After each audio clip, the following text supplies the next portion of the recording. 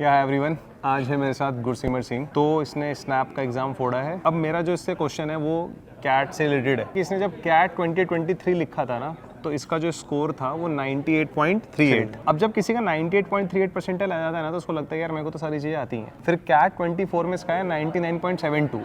Overall इसका score increase हुआ है, बट एक वो खुद का माइंड कैसे मेकअप किया कि मुझे क्या चीज़ पढ़नी चाहिए, या मुझे तो आता है, मैं तो अब कुछ नहीं करूंगा, मेरा तो लास्ट भी 98.38 परसेंटाइल आ गया था, अब क्या करने की जरूरत है। तो इस चीज़ को कैसे मैनेज किया, और जहाँ तक मुझे पता है, आई थिंक तू कैट 24 के टाइम पे वर्किंग भी था, तो तू अपनी प्रिपरेशन को कैसे मैनेज कर रहा था अपने ऑफिस आवर्स के साथ? सबसे पहले तो जब कैट 23 में मेरी 98.38 आई, तब उससे ये था कि मेरा मुझे ड्रीम्स बी स्कूल नहीं मिल पा रहा था, और एक उसमें ये था कि उसमें मेरी एक सेक्शनल परसेंटाइल वीआरसी की नहीं निकली थी। तो 23 में? हाँ जी।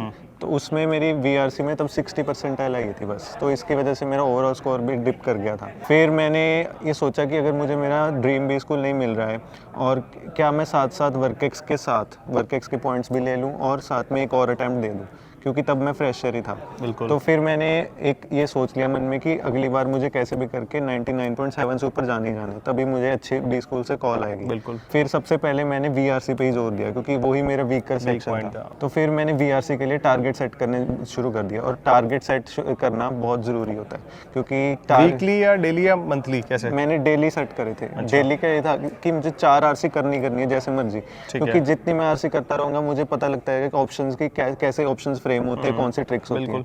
तो फिर मैं रोज़ के रोज़ आरसीज करता रहा और एडिटोरियल्स पढ़ता रहा। इससे मेरी रीडिंग स्ट्रेंथ भी बढ़ती गई, फिर उससे मेरी वीआरसी इस साल 95 परसेंटाइल आई, और मेरा ओवरऑल स्कोर भी 99.72 पहुँच गया। वीआरसी 95 आई है इस बार ना 24 में।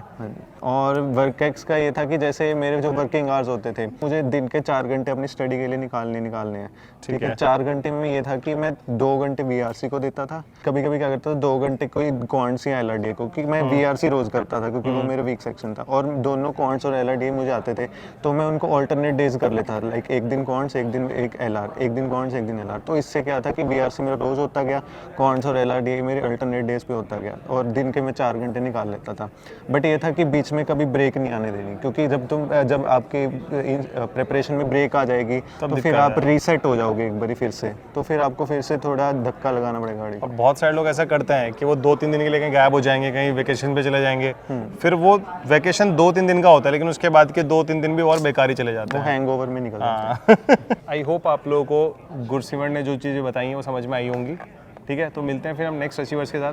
Bye bye guys.